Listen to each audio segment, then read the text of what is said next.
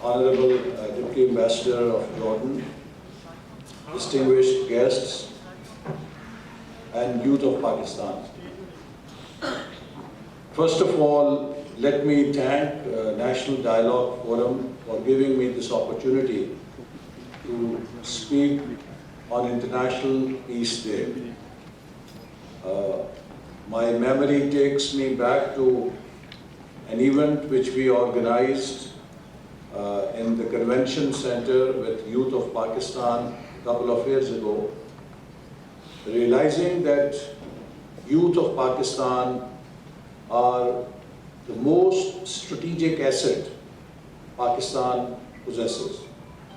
And given the war against extremism, conflicts, and terrorism, and the price we have paid, it is extremely important that we learn our lessons from the past and empower the youth of Pakistan to make Pakistan a fort of peace and harmony. Now, having spoken so much in English and shown to you that I can speak English, let me switch to Urdu, because I think this broadcast is also going online, and I would like other people outside this hall to understand me and follow me in the national language. सबसे पहले तो मैं मुबारकबाद दूंगा और organisers को और youth को जो इस एक्टिविटी में शरीक हो रहे हैं, और एक केस स्टडी देना चाहूँगा आपको। आज अल्लाह ताला ने मुझे जो आपके सामने खड़ा किया है और मैं बोल रहा हूँ, मेरे पास दूसरी ज़िंदगी है जो मुझे 6 मई 2018 को मिली थी। एक नौजवान ने, जिसके दिमाग में इंतहा पसंदी का बीज लगाया गया था, उसने 6 फुट के फासले से मुझ पे गोली चला के मेरी जान लेने की कोशिश की। शेम! इसलिए नहीं कि मैंने कोई उसके साथ गद्दारी की थी या उसके कोई ज़ाती झगड़ा था मेरा या उसका, मैं तो शायद उसे जानता भी नहीं था। लेकिन हमारे मुल्क के अंदर जो इंतहा पसंदी है, वो ऐसे बयानियों को फ़रोग़ देती है कि जिनसे मुतासिर होके कुछ लोग अपने जहन के अंदर कुछ तसव्वुरात घड़ के अपने ही हम वतनों को दुश्मन तसव्वुर करना शुरू कर देते हैं। और जिस शख्स ने मेरे पे गोली चलाई, उसके नज़दीक वो एक बहुत बड़ा मजहबी फरीज़ा सर अंजाम दे रहा था, और वो ये नहीं जानता था कि जिस मजहबी फरीज़े से वो मुझे मारने की कोशिश कर रहा है, मेरे पास भी वही अकीदा है, मैं भी उसी मज़हब का पैरोकार हूँ। और अगर मैं उस मज़हब का पैरोकार ना भी हूँ, तो फिर भी उसके पास ये हक नहीं कि वो किसी की जान लेने की कोशिश करे। और वो नफ़रत की गोली जो उसने चलाई, अल्लाह ताला ने मेरी ज़िंदगी बचा के मेरे जिस्म में मुस्तकिल महफूज कर दी है, और वो मुझे हर रोज़ ये याद दिलाती है कि हमने अपने मुआशरे को ऐसी नफ़रत की गोलियों से पाक करना है। हम जिस दुनिया में दाखिल हो चुके हैं, ये दुनिया बहुत खतरनाक है, ये दुनिया बहुत कॉम्प्लेक्स है। जिस ज़माने में हम तालिब इल्मी के दौर में थे, तो मीडिया नेशनल मीडिया था, मीडिया मैस मीडिया था, और ये मुमकिन नहीं था कि ऐसे लोग और ऐसे अनासर जिनका इंतहा पसंदी का बयानिया है, वो मैस मीडिया या नेशनल मीडिया के ज़रिए अपने पैगाम को नशर कर सकें। क्योंकि मीडिया भी ये महसूस करता था कि उसकी ऑडियंस, जिसको वो لینے کی کوشش کر رہا ہے، جو میس آڈینس ہے وہ اسی پیغام کو سنے گی جو میس اپیل رکھے گا۔ جب آپ میس اپیل کے پیغام کو نشر کریں گے تو پھر ممکن نہیں ہے کہ آپ لوگوں کو بہت زیادہ انتشار میں دھکیل سکیں، ان کو تقسیم کر سکیں۔ آپ کا میسج ہیز ٹو بی اے یونیفائر۔ لیکن جب سوشل میڈیا کی ایجاد ہوئی اور ہر شخص براڈ کاسٹر بن گیا تو اب یہ ممکن ہو گیا ہے کہ ایک شخص، اس کے پاس چاہے کتنا زہریلا پیغام ہو، چاہے اس کے ساتھ کوئی اور اس کا حمایتی ہو یا نہ ہو، لیکن وہ اپنے پیغام کو گلوبل لیول پہ نشر کر کے لوگوں کو اپنا ہمنوا بنانے کی کوشش کر سکتا ہے۔ اور ایک ایسا ذہن جو تیار نہیں ہے، جو باخبر نہیں ہے، وہ اس متاثر یا اس نفرت انگیز پیغام سے متاثر ہو سکتا ہے۔ تو لہٰذا آج کے دور میں یہ بے حد ضروری ہو گیا ہے کہ ہم ان خطرات سے باخبر رہیں جو سوشل میڈیا کے ذریعے ہمارے درمیان نشر کیے جاتے ہیں، تاکہ ہمیں وہ نفرت اور انتہا پسندی کی طرف دھکیل سکیں، تاکہ وہ ہمیں معاشرے میں باہم دست و گریبان کر سکیں۔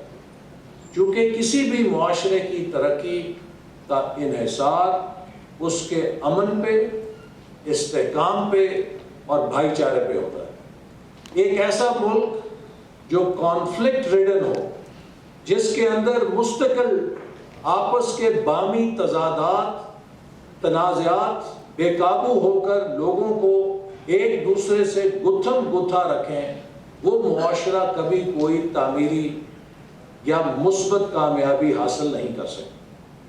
تو کیا ہم یہ کہہ رہے ہیں کہ معاشرے نے اگر گتھم گتھا نہیں ہونا اور ترقی کرنی ہے تو کیا معاشرے کو یک رنگی اختیار کرنی چاہیے؟ کیا معاشرے کو ایک رنگ میں ڈھلا ہونا چاہیے؟ ایک رنگ میں کبھی کوئی معاشرہ نہیں رنگا جا سکتا۔ یہ غیر فطری بات ہے۔ لوگوں کے پس منظر مختلف ہوتے ہیں، لوگوں کی سوچ میں فرق ہوتا ہے، چونکہ ہر انسان دوسرے انسان سے مختلف پس منظر رکھتا ہے، ہر انسان کا تجربہ دوسرے انسان سے مختلف تجربہ ہے، اور یہ انسانی زندگی کے تجربات کا فرق ہماری سوچوں کے اندر بھی مختلف سوچیں پیدا کرتا ہے۔ تو اصل بات یہ نہیں ہے کہ اختلاف ہونا کوئی بری بات ہے، لیکن اس اختلاف کو سلجھانے کا طریقہ نہ ہونا دراصل بری بات ہے۔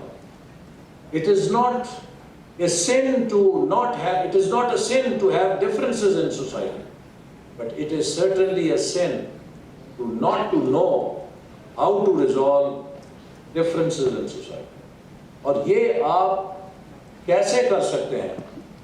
یہ تبھی ہو سکتے ہیں کہ جب پیس بلڈنگ کے جو سکلز ہیں وہ نوجوانوں کے اندر۔